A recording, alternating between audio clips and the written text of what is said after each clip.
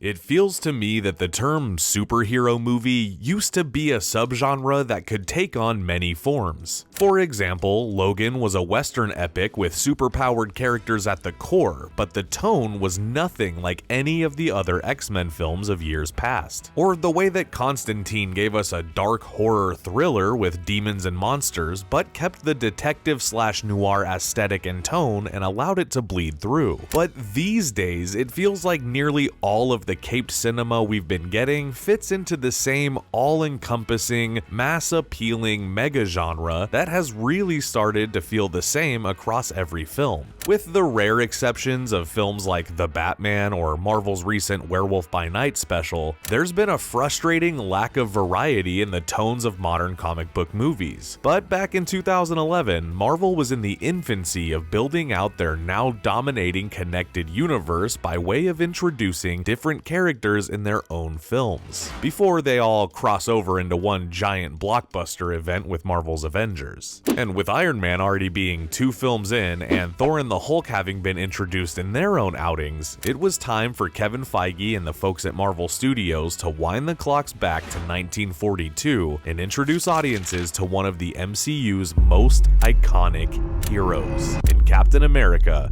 the first Avenger.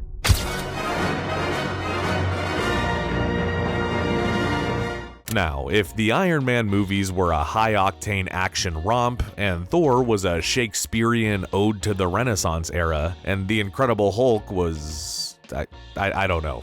Something? Marvel Studios wanted to tell the story of Captain America in an adventurous trip to the past where we can meet the man who unknowingly made it possible for the Avengers to come together nearly 70 years later. The film offers a full origin story for Steve Rogers as the character and also brings in some history to help fill out the already established MCU, giving the entire connected universe a sense of lore and detail that connected these films even further. But by this time, Marvel's confidence in the success of their projects led them to use this movie as a way to dabble and experiment in the historic war epic genre. And in some ways, it works, and in other ways, it simply does not. But of course, the big question today is how does this movie stack up against the standards, or lack of them, in today's world of comic-riddled content? Let's find out in today's episode of Marvel Revisited.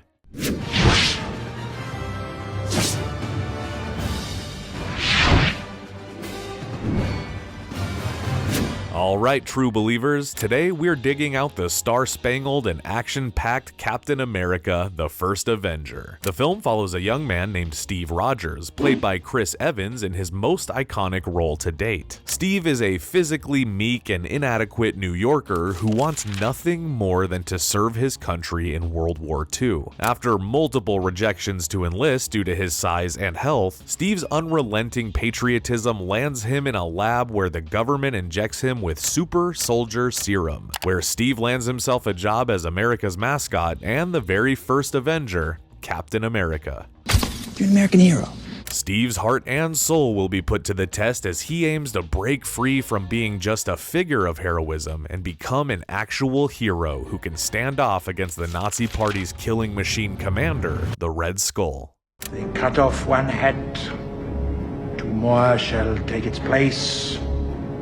Hail Hydra. Captain America was first introduced 80 years ago, almost to the day as of the making of this review, and was presented to readers in his very own comic book, Captain America #1, released in December of 1940. The character was created by Jack Kirby and Joe Simon and was meant to be a symbol of patriotism and American pride for the young children that it targeted. Given the time in America's history, with World War II being in swing and many of the country's teenagers being top candidates for the military, the character was destined for popularity from the very beginning. Hell, one of Cap's first appearances has an illustration of him decking Adolf Hitler square in the face, American style.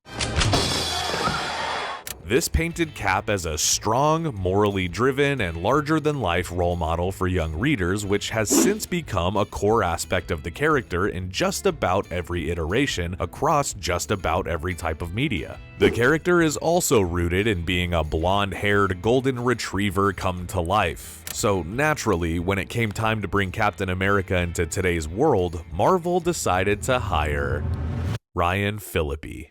Wait, no, it was John Krasinski. Wait, actually it was Jensen Ackles. Or was it Garrett Hedlund? Well, it's a fair. I'm gonna try my luck. As who, Steve from Ohio?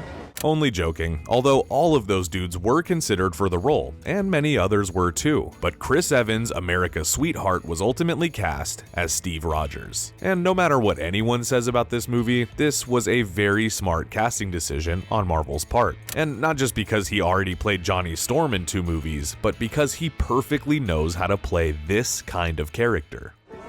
You know what? It's kind of growing on me. Okay, so Steve's story is pretty standard as far as the superhero origin story goes. Much like Peter Parker, Billy Batson, Atlas, shout out to Austin McConnell, and many others, Steve is physically weak and also severely lacking basic coordination.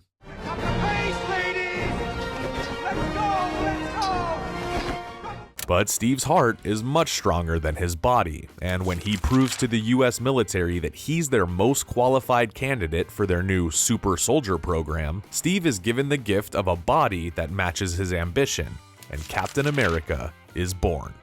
I thought he'd be taller.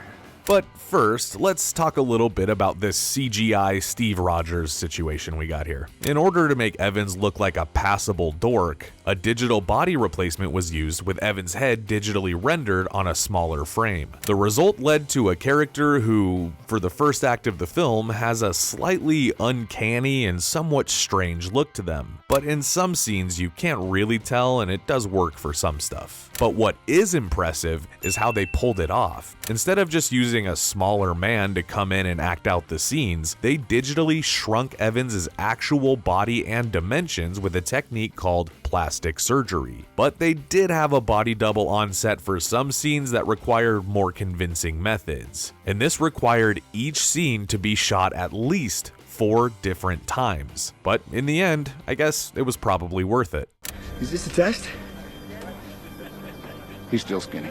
The movie also introduces Bucky Barnes, who we know as the Winter Soldier. However, in this movie, he's just a plain old handsome American soldier and best friends with Steve. In the comics, Bucky was a controversial character because he was just a young child originally meant to inspire younger audiences. So to avoid any such scandal with the film, Bucky's character was switched to being a friend who is the same age as Captain America and even originally a superior soldier.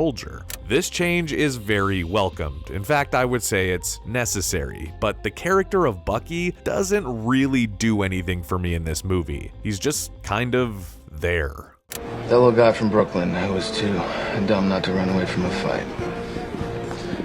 I'm following him. Where the movie really kicks off is after Steve gets the serum.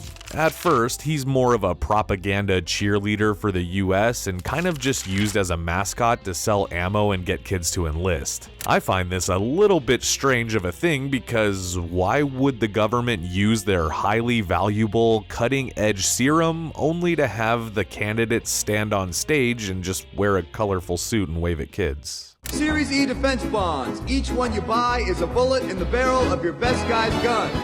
Wouldn't it make more sense to give the serum to someone you planned on using for combat? Well, Steve certainly seems to think so because he's starting to wonder if he took the right job and wants to get in the trenches and truly make a difference. And luckily, he's about to.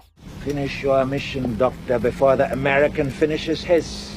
Hugo Weaving as Red Skull sounds absolutely amazing on paper, right? Well, some folks also think it's a perfectly good translation from the page to the screen when we see Red Skull make his debut in the movie. Weaving has kind of the perfect face for something like this, with his sharp bone structure and thin face. And with the skin-tight latex mask glued to his head, he does indeed look very much like an imposing Nazi villain. Unfortunately, that's where the positives for this character end for me.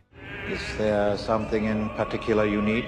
I personally have never been the biggest fan of the Captain America comics. When it comes to the books I really get into, the adventures of the star-spangled superhero and his catalog of villains just didn't seem to appeal to me the way that something like X-Men does. So, as a result, I really just don't have the fondness for this character that I think it takes to really enjoy him in this movie. I just think he's bland. There are some really good action scenes throughout this movie though, with Chris Evans really breaking in his body for the future battles he'll have with the Avengers. I also can appreciate the cold and frosty feel of the final act, and I think it contrasts well against the sunny and warm settings of the MCU films before it. Also, for a lack of a better place to talk about it, here's just a few things that I also found entertaining. I really like the way that they worked in the traditional and fully comic book accurate suit for the big guy. I think that that's really nice, and I also like his actual suit. And I appreciate Tony's grandfather being there for a portion of the movie. Again, it just adds a little bit more of a lived-in quality to the MCU. And Steve's romance with Peggy is introduced here, only to be ended tragically and later distilled, convoluted, and made kind of weird by the time we get to the third Captain America movie. And of course, this is also the first MCU film to utilize the now iconic line, "I can do this all day," which does admittedly get me a little bit excited when I hear it in this movie. Just don't know when to give up, do you? I can do this all day. Famously, the movie's ending is what allows this 1940s soldier to join the heroes of the modern day in the Avengers. When Steve finally has his final throwdown with Red Skull, he's able to save the day and prevent the death of millions by making one giant sacrifice and crashing Red Skull's ship into a glacier. Seemingly, this kills Steve, but when his body is found frozen 70 years later, he's thawed out and woken up in the modern day where Nick Fury is awaiting to recruit him. You've been asleep, Cap, for almost 70 years. Now, in general, this movie is a mixed bag for me. I love the modern look of Cap's suit. I dig the score by Alan Silvestri. I love the casting. I love the shield. The cinematography is pretty good, but there's also a lackluster villain, kind of a weak overall plot, and sadly, this movie, at times, is a little bit boring. But come on, this is Marvel in their heydays, so this movie did incredible numbers at the box office, making a total of $370 million globally by the end of its box office run. Critical reviews were generally favorable, with Roger Ebert praising the movie's performances, broad storyline, and set pieces, and Village Voice critic Kate Longworth disagreeing with him and calling it a hacky exercise in franchise transition. Sign this! But at the end of the day, it's all about what you think of the movie. So I'd recommend it if you're a fan of early MCU stuff or you're looking for a perfectly acceptable entry in the Captain America franchise. But one thing is for sure, we have plenty more Marvel movies to cover. So make sure you like, subscribe, and we will see you in the next one. Hey! Let's hear it for Captain America!